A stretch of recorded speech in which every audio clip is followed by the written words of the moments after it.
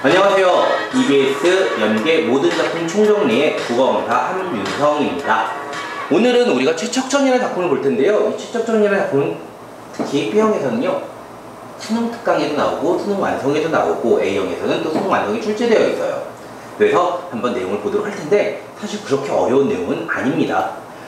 전란으로 인한 한 가족의 이상과 재해고요. 그런 내용들이 전란을 배경으로 하고 있는 군남소설인데, 다른 군남소설은 막 영웅이 나타나요. 막 임경업전이라든지 이런 작품들은 영웅이 영적 활약상을 통해서 막 적을 막 무찌르고 이런 장면이 나오는데, 이 작품은 그렇지가 않아요. 한 가족의 이상과 재해가 계속해서 반복되고 있다. 한 가족이 만났다, 이별하고 만났다, 이별하고 막 이러고 있는 장면들이 나오고 있어요.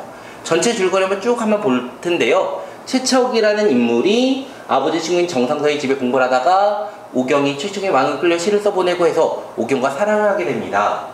그런데 결혼하려고 했는데 외적이 침입을 하자 또 외적 때문에 최척은 의병이 됩니다. 쉽게 말해 군대 갑니다. 그래서 막 결혼을 좀 하고 싶어요. 혼인날이 다가왔어, 약속한. 근데 의병장에게 얘기를 하니까 어딜 감히, 지금 나라가 어떤데 무슨 혼인이냐, 너 나이도 어린데 뭐 이러면서 반대를 해요. 그러다가 막 좌절하고 막 절망하고 있는데 오경이가 확 죽어버릴 테요 이러면서 막 식음을 전폐하고, 그런 내용들을 최척의 아버지가 최척에게 막 소위 편지를 통해서 알려줍니다. 그래서 어찌어찌 해서 결국 막 결혼을 하게 되는 그런 1차의 외적의 침입이라는 게 두 사람이 이별하게 된 첫 번째 내용이에요. 그러나 다시 만나고요. 결국 결혼을 하게 되고요. 근데 맏아들 몽석을 낳은 지 얼마 되지 않아 이번엔 정유재란이 일어납니다. 그래 가족은 막 흩어지게 돼요. 그리고 최척은 명나라에서 여유문을 만나 형제 의를 맺고 곧 명나라로 가게 되고요. 오경은 일본으로 막 가게 됩니다. 그러니까 스케일이 굉장히 커요. 그러다 또 다시 뭐 베트남 안남인가? 네, 베트남 쪽에서 만나서 다시 재회를 하게 되는 그런 내용도 나오고요.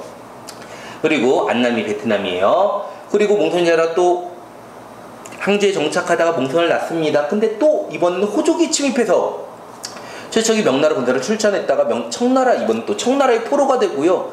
그러다가 포로 수용소에서 조선 장수 강림을 만나 출전해 다시 또 만나게 돼서 결국 행복하게 삽니다.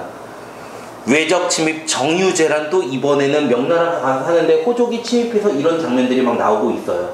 지금 되게 기구한 그런 가족사가 드러나고 있다라고 보시면 됩니다. 그리고 내용 자체는 그렇게 어려운 내용이 아니니까 여러분들이 충분히 파악할 수 있을 거라고 생각을 해요. 자, 최척의 가족이 겪은 사건의 병치. 최척의 가족이 이렇게 사건이 드러나고 있습니다. 최척의 가족이 외적이 끌려갔던 소식을 듣고 섬진강으로 달려가나 못 찾고 명나라 장수 여유문을 만나 명나라로 가게 되는 그런 장면. 그리고 그때 최척의 부 아버지와 장모는요, 적들이 방심한 틈을 타서 떠돌다가 연곡사에서 또 손자를 만나게 되고요. 오경은 또 그 순간에 외병인 돈에게 붙들려 죽으려 했으나 꿈을 꾸고 난 후, 이 꿈도 중요한 역할을 하겠죠. 살기로 마음먹고 돈을 따라 상선을 타게 됩니다. 자, 서로 같은 시간이에요. 서로 같은 시간에 최척 그리고 아버지 장모님 오경 서로 같은 시간에 다른 공원에 이러한 사건을 병치해서 나름 입체감 있게 드러내고 있다라는 게 이 작품의 또 중요한 맛이죠. 오경이 꿈의 역할을 합니다. 장혁 금불 부처가 나타나 훗날 기쁜 일이 있을 거란 예언을 하게 되고, 지금 오경은 남편과 이별했거든. 근데 이별한 여자에게 기쁜 일이 있을 것이다 라고 얘기한 건 곧 뭐야? 곧 다시 만나게 되는, 맞지? 그런 걸 예언해줬다라고 볼 수 있을 것 같습니다. 그래서 오경이 죽으려 했던 생각을 버리고 삶에 대한 의지를 갖게 됩니다. 자, 문제를 통해서 확인해 보도록 할게요. 윗글의 서술상의 특징으로 가장 적절한 것은 이렇게 얘기했어요. 반어적 표현을 사용해 주제를 강조했다. 반어적 표현 들어가지 않습니다. 두 번째, 역수행적 구성을 사용했다. 여러분 중요합니다. 고전소설은 절대 역수행적 구성이 없어요. 과거에서는 없습니다. 그래서 2번 물으면 안 돼요. 인물의 외양을 묘사해 인물의 성격을 드러냈다. 지금 제시된 부분에서는 외양 묘사를 통해 성격 드러낸 내용은 없고요. 특정 인물의 시각의 사건을 서술해 그의 내면을 부각하는 부분보다는 아무래도 조금 전에 제가 설명드렸다시피 다른 장소에서 동시에 벌어지고 있는 사건을 병치 입체감을 부여하는 5번이 될 거예요. 근데 물론 4번도 특정 인물의 시각이니까 주인공의 시각의 내면을 드러낸다는 얘기는 일반적으로 맞긴 하지만, 이 작품에서는 그 인물들이 누구? 최척과 그리고 오경이라는 그 인물들이 나름 병치되고 있기 때문에 특정 꼭 한 명의 인물이다라고 보기는 좀 어려울 것 같아요. 두 번째, 기억에 대한 이해인데요.